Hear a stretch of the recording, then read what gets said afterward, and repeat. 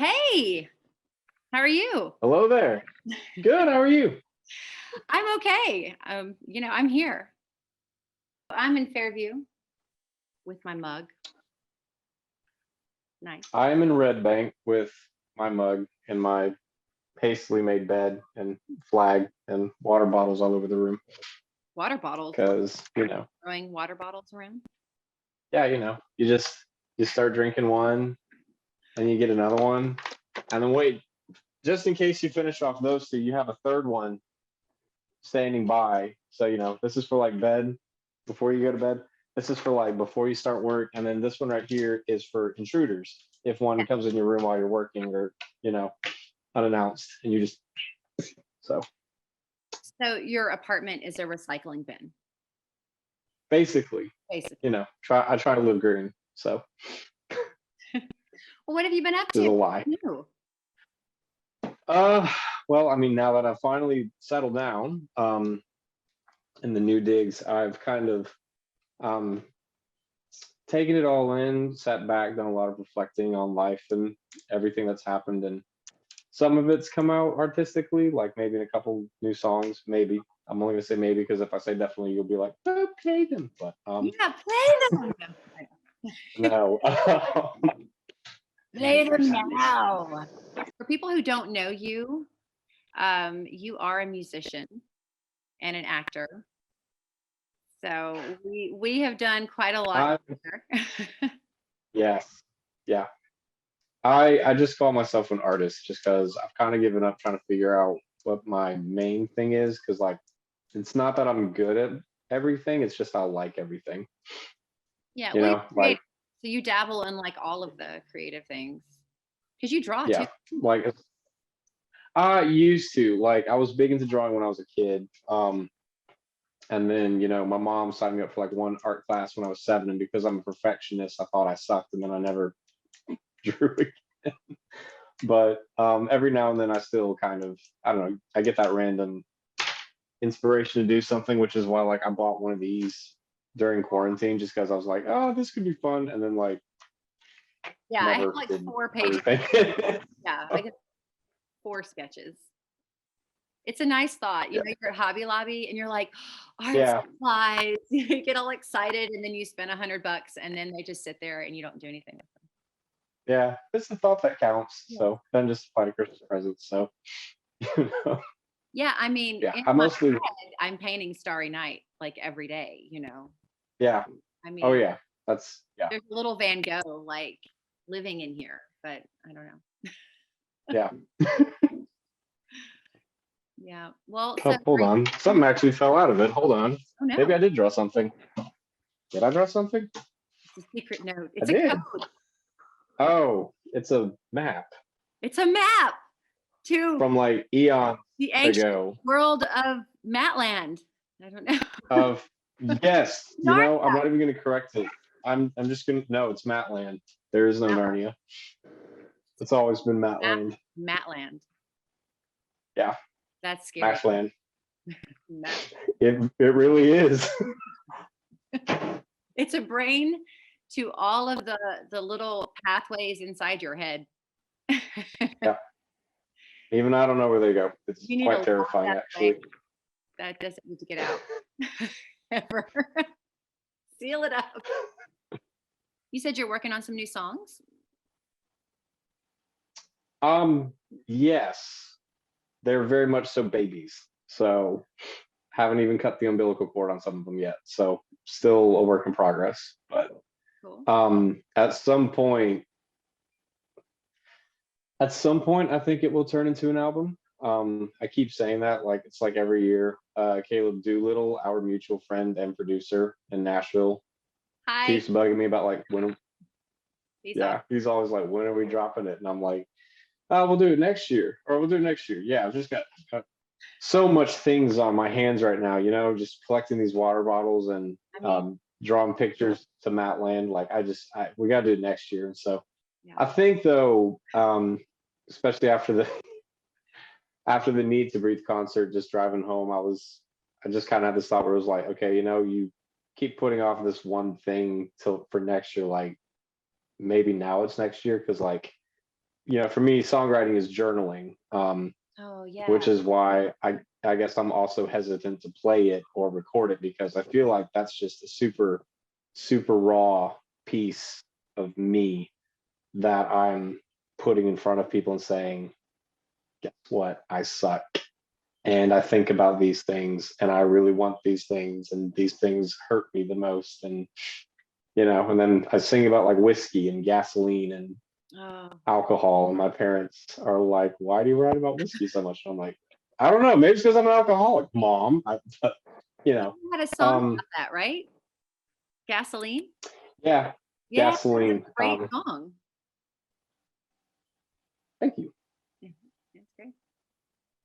But isn't that the great thing about music and art, just anything artistic in general, is it's that raw person. It's that passion. It's laid bare. It's like you are unzipping Yeah. yourself, and you're putting pieces of you out there in, various forms and mediums. I think that's what makes it so beautiful. Yeah. Which is why I like acting, because that's a more restrained form of expressing yourself. Because whereas when I'm doing it myself with songs, with like what I want to do, when it's completely in my control and I get to decide how this is going to go. First of all, it's going to be sad and it'll have the same 4 chords as the last 300 I wrote. But second of all, it feels too out of control at times, because like you can sit back and look at something you made and be like, man, I really went off the deep end writing about that. So you flip it over to acting.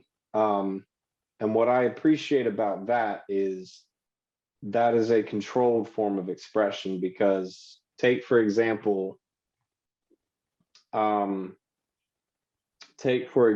the character of Benedict in Much Ado About Nothing. That is a role designed for the playboy, the douchebag. It's designed for the yeah, because that's what the character is. He's like all about himself and full of himself and being the life of the party, the prince's jester. It may be that he goes under that title because he is married, yay, but is he so apt to do himself wrong, as he says very drunkenly when we did it at Lakewood Theater Company. But Nice plug. What I yeah, shameless plug right there. But when I was doing the role, like, it's funny and all the things, but there's a soft spot to everything. There's a core emotion to everything. And when you dive into a role and you find it, you get an opportunity to take a little bit of yourself that maybe feels repressed or something that you didn't realize about yourself, and get it out there in the open, especially first and foremost to you, because it can be like in a moment on stage in front of everyone where you realize, oh, so that's what that line means, or oh, that's what that emotion is supposed to be. I figured out the character of Benedict right there, which was, okay, he puts on a face that he's like this thing, that he's like this playboy frat guy, leader of the wolf pack type dude, when at his core, he's actually a really nice guy. And he's probably been hurt by love and all those things. And that's why he's this way towards women, like, who needs them and all that stuff. Until he has a moment where he realizes, okay, this is who I really am. And right now I need to be this guy. And, for me, like, it wasn't really a moment of like, oh yeah, maybe women aren't that bad. No, I mean, for me, what that translated into is I kind of figured out maybe I need to stop trying to be something else during this season of waiting, during the season of growth, and trying to make myself become something I shouldn't be or I don't really want to be. And I should just try to focus on what's real and natural and what I really am. So, and it's things like that. Like, I could go on to like other roles and stuff, and I know everyone's got their own take on it. And some people, acting is just acting. Like, it is just words on a script and they get the laugh and they take a bow. And I mean, that's fine. Like, different strokes for different folks. But that's how I've always viewed it. That's why it's always like a pretty high priority for me every year to try to do at least one show, just to figure out what I can do creatively, and also figure out like what the character, what the play, what the process, what it can teach me in return, as I pour myself into this. So, Absolutely. I mean, I think that that's one thing that I love about writing or acting, with anything when you're dealing with characters and you're getting inside of a character, is what it teaches me, what I learn about myself, what I learn about, other people. I think, mhm, characters are, they're all of us, and there's something in there in every character that you can learn something more, about yourself. And it's, and you mentioned like how it's just kind of, it opens you up, and it's like you said, when you write a song and you realize, oh, well, that's what that line was. I have that when I'm writing a book. A lot of times I'll go through a scene and it may not even be till later on. And I'll go, whoa, there's just sort of a revelation there of, man, I didn't even realize I was putting that in there at the time, or that was something that was in my subconscious somewhere. So yeah. yeah. It's hard to put it into words. Do you find that you talk about these things, it's hard to really articulate exactly, um, all of those emotions that you feel inside as a creative person? Yeah, it definitely, like, I would say it just kind of depends on how honest you really want to be, because and there are days where we're not ready to pull the full curtain back because either we don't even know what's behind it, or we just don't want to share it with people. Because people like, going back to my song Gasoline that you mentioned, the the idea is taking something that's not sweet and lullaby-ish, a liquid such as gasoline, which is a fuel for fire, a very destructive force and stuff. And the idea I have is to just take that and force it through something soft and make it a lullaby, basically, and make it uncomfortable, which, looking back, was a process of how I perceived the final days of that relationship with that girl, because it was a thing where she was saying the right things and I was saying the right things, and we were, yeah, kind of like right here, like nothing had pulled back, but it didn't feel natural. And I was like, this is softly turning into something I don't want it to be. And this is gonna blow up, but it doesn't feel like those external forces aren't there to cause a blow up. Um, Wow. so when I'm writing stuff like that, I can definitely hide all the things I'm trying to say, whether it's in the sound or it's in the keywords, like whiskey, for example. What I've tried to explain, to people, because people do make the observation he sings about alcohol a lot, and I'm like, okay, but here's the thing: I associate alcohol with darkness. I associate it with destruction and sad emotions or mad emotions, because that's what it brings out of you. Or, it can bring out a complete and total goofball, but that's a different song altogether. Um, What musician so hasn't I picked about alcohol? I think if you look at I songs across all genres, I mean, yeah, it's in there. It's got to be in there for a reason. yeah. And I think that's why, because it brings out, it's a drink for all the negative emotions more than it is the positive ones, because the positive ones, it's coffee, right? Um, but so, I like to do things like that, and then I like to try to see if people can figure out what I'm trying to say, and then I like trying to explain it to them, because then sometimes I'll be halfway through an explanation, I'll be like, actually, that makes no sense. I need to go back and work on that. Or actually, it makes it's you would think I'm on alcohol right now. It makes more sense because of this. So, yeah. All the What's in the water. mug? Oh, it's surprise! It's Bottles of water vodka. did you drink? Yes. And what is in those water bottles? Is it really water? Now we're concerned. No, I'm And kidding. tonic and gin, straight up. Okay, there you Um, go. In work plastic. from home benefits. I think the thing about that I love about art also, and just any creative medium, is it is definitely, a platform and a way to talk about things that are harder to talk about, or, there's there are just things that you can process, or that you can, delve into, that you can't just sit and have a conversation about sometimes, which is, I think, kind of what is neat, what I'm learning about the horror genre, in the literature world, is there's nothing off the table in that genre. There are so many conversations that you can have. It's not just, jump scares and slashers. There's a lot of really deep stuff that you can bring out, and depending on what part of the genre. Is everything good over there? Are we okay? So Andy turned on his Bluetooth speaker, and you were literally just talking to him in his room for a hot second. Oh, hey! Andy! Oh, man. All right. Well, I can talk to Andy. I'll talk to Andy. Let's do that. Okay. So you heard nothing. I'm on my headphones. Yeah. He's messaging me. He's like, turn off your Bluetooth, bro. Yeah. Who's talking to me? I'm hearing the voices again. Exactly. It's Sarah. Ah! What's your favorite? What do you prefer? Vocal acting, like voice acting, stage, on camera? So I like stage acting the most. And here's why. Because when you're doing voice acting is fun. But all of your emotion and everything has to be channeled through your voice. Unless you're playing like a stupid cartoon character, then it's like super easy and, crazy fun. But,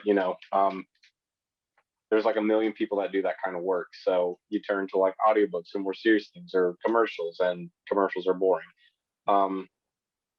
So film acting is second, but the problem I have with film acting as opposed to stage acting is how best to put it. So when I made films with my friends at school, like when I did senior projects for my buddy Cooper and whoever else needed a part filled, it was fun. But every time I heard the word cut, it was such a slap in the face to whatever I was doing in the moment. Now, that's how movies work. Like, you can't do it all in one take unless you're Alejandro, what's his name, from Birdman fame. But, it's just, I feel like it's easier to get into a rhythm and to get into a more convincing headspace and give a better performance when you are given one shot to build up to it, execute it, and walk away from it, instead of getting the cheat of, hey, if I don't get it right this time, I can just go back and do it again in the next take. Because then you kind of stop taking it as serious every time you have to film it. Because it's like, I already said that line, but I'll say it this way, or I'll say it this way, I'll say it that way. What do you want? And then at some point, you get so fed up with it, you just start throwing random stuff in there to try to make someone laugh, or try to get the hints across to the director, where it's like, all right, we did this, let's go to the next one. Whereas if you're on stage, if you mess up that line, that's it. Like, that just fell out of your mouth. That is now in front of everybody. Figure out a way to recover and get off. And don't do it again the next night. But you're going to be thinking about it all day. But that's how you know it's genuine. Like, that's how you know. That's how you know that it's real. Because like in life, you don't get to choose how well things go, and sometimes that falls on stage, and it's like a brutal reminder of, oh, we're human and we just forgot our lines. Great, let's just figure this out as we go. So and I like that, because like if you do that in film, it's like, go back, look at your script, come back, try it again. It's just like, okay, but I had a really brilliant rant about possums or whatever I was coming up with, and and then no one gets to see it because that's not part of the script. So I want to hear that one. So I possum rant. Like, I just what is up with possums? I don't get what's up with what. They're just an ugly raccoon. Okay, they're not even cute. Raccoons are at least cute. Okay, you at least want to pick one up. Marvel made one a superhero because that's how adorable they are. Possums are just ugly. Possums, they look like a deformed Tom Brady. They're just miserable looking. Little trash rats. On the road? You know, they're just Yeah. like on the road when you least expect it. Playing dead, trying to get you to go away. And it's like, nah, get off my property. Maybe possums I aren't don't know. actors. They're like the original actors. But they only know the one role, which is dead. So, True. they got, I don't know, they got, let me see their Horatio and then maybe we'll talk. So Could it be like a possum Dracula? Could that be a thing? I think it'd be a interesting thing, not as much as like a You get panda. moseying along. I've come to have your place. They're like And lunging. your blood. So, yeah. I don't know. Just confused rednecks all around the south, like, what is that? Before they get ganked by a possum. So wait, if a possum vampire bites you, do you just become a vampire, or do you become a possum vampire? Or are you like half human, half possum? Now I don't know this. Huh. That sounds like a really, really bad horror movie that like they put out. Listen, The end of- listen. There is no bad story. I'm convinced. Because, Okay. because, and children, cover your ears. But not you, because this applies to you.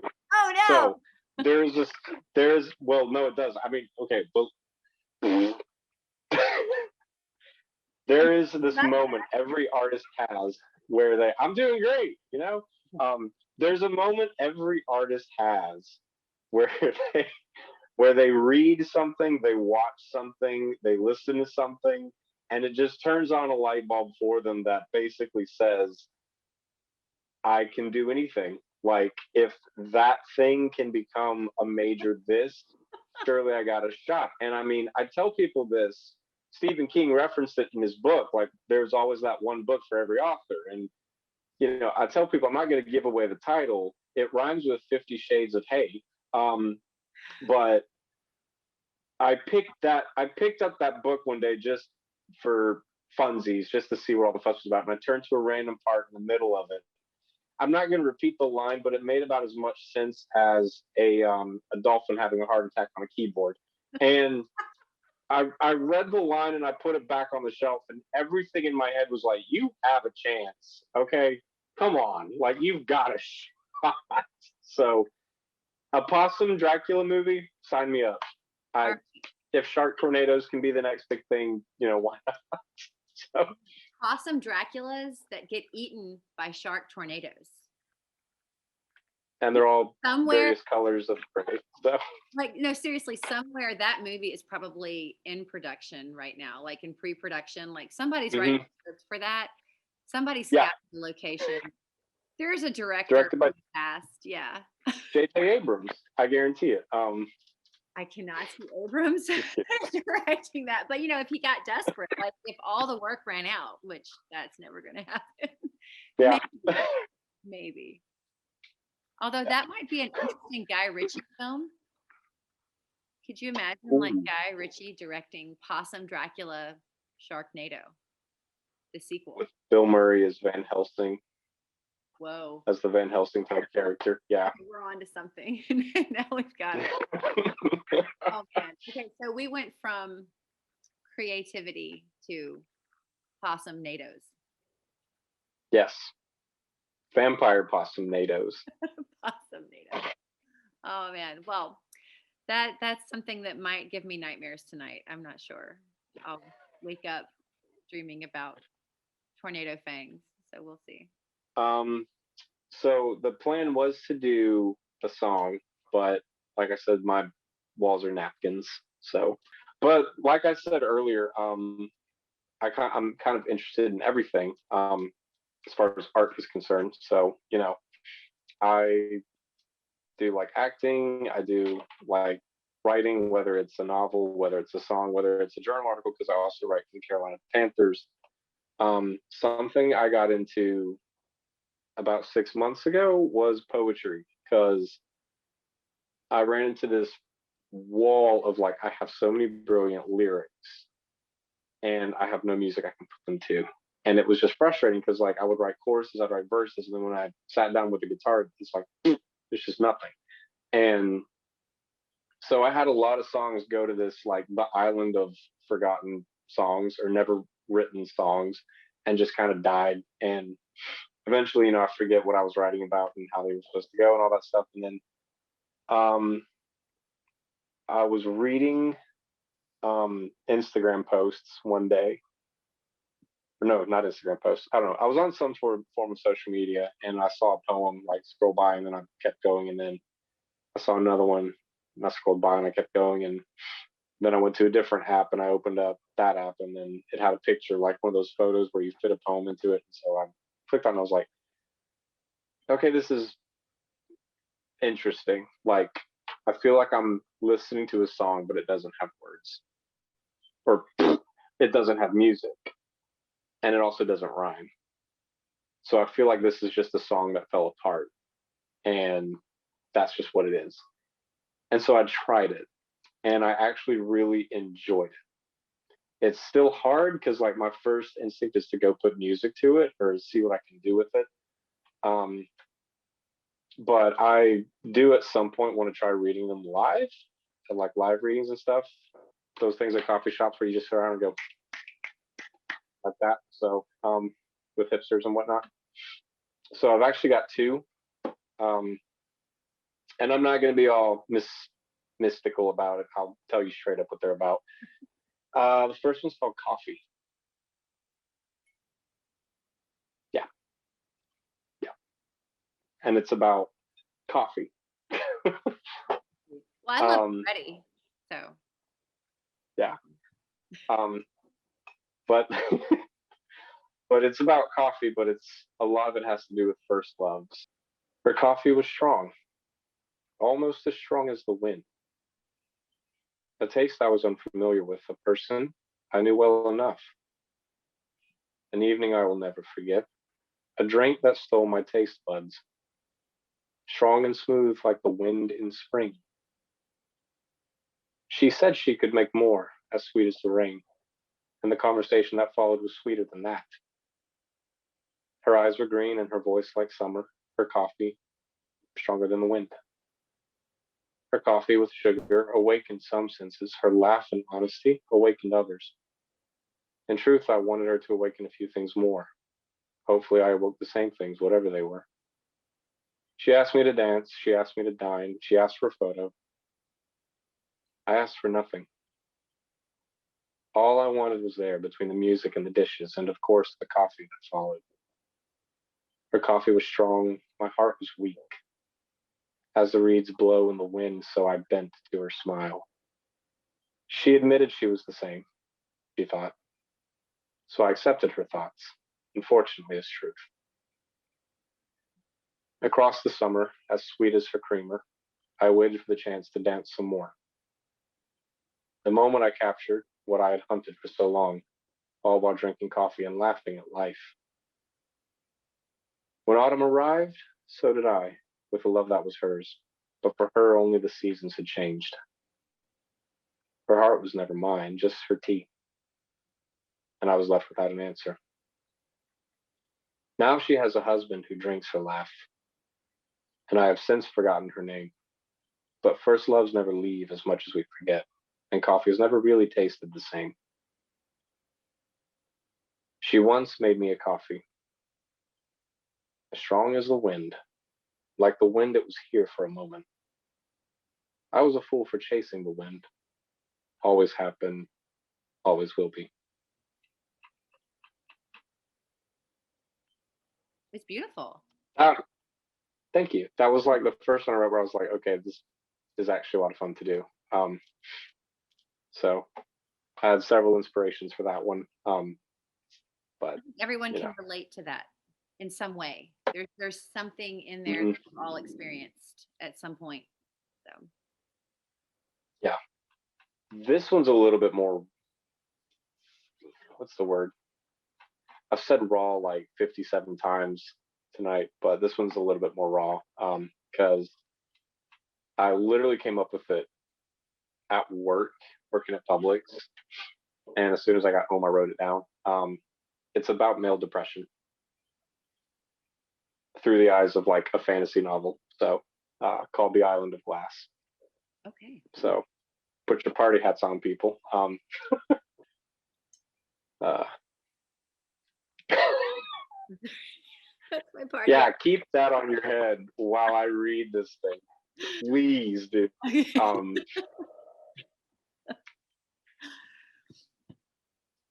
There is an island made of glass and a shore that's made of bones, where in silent halls of guilt and hate a king sits on his throne.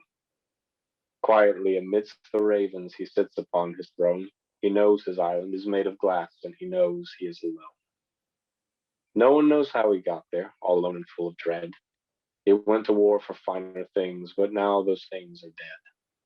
How mighty he was in his youth, the voices call from the pages. But now his might is but a might, and the voices are ever laughing. They laugh because of his ruin, at his hall of stone and guilt. There is no one who can silence them, nor tear down what he has built. He longs for his queen each day and reflects upon his father's words, but no words of comfort him, and no queen takes him as a lord. The sky is dark and threatens rain, yet no water falls. He cannot hear the rolls of thunder or distinguish his master's call. There is an island made of glass and a shore that's made of bone, where there sits a lonely king, and the voices are ever laughing and laughing and laughing.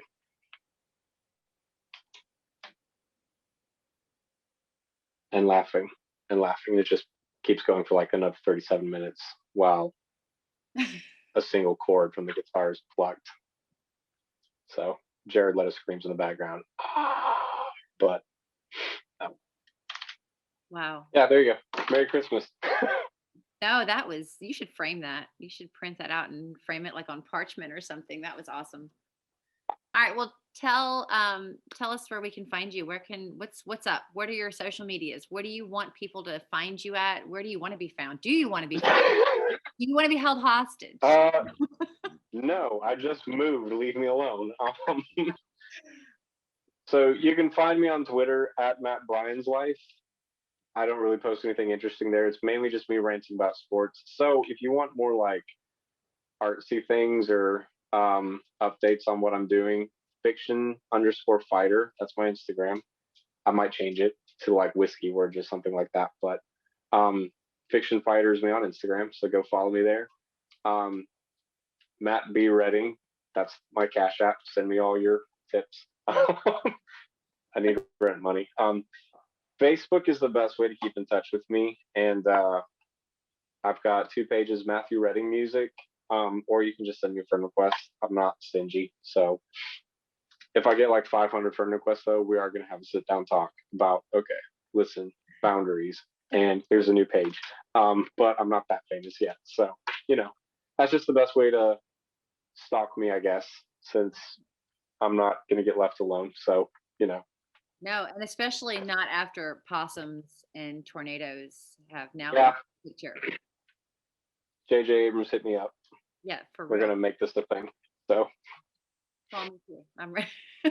I got to get in on this. All right. Well, it has been so much fun chatting with you, Matt. Thank you so much for doing this. Mm-hmm. This is like the first episode of Coffee and Words. And so like you are the Thank you. guest. I'm so honored. Yeah, that's awesome. You should, well, I'll tell you later, but next time there will be a song. I will play something next time. I definitely want to have you back on for sure. Mm. So next time you'll pad the walls and so that you can play. Next time I'm actually going to play it from my neighbor's apartment. I'm just going to break in and do it from there. So thank you, Miss Sarah. This was a blast. So yeah, it's great. Hopefully it wasn't too cringy. No, it's great. Enjoyed it. Again, and we will talk soon for sure. Yes, ma'am. All right. Thank you. Good night, Bye. everybody.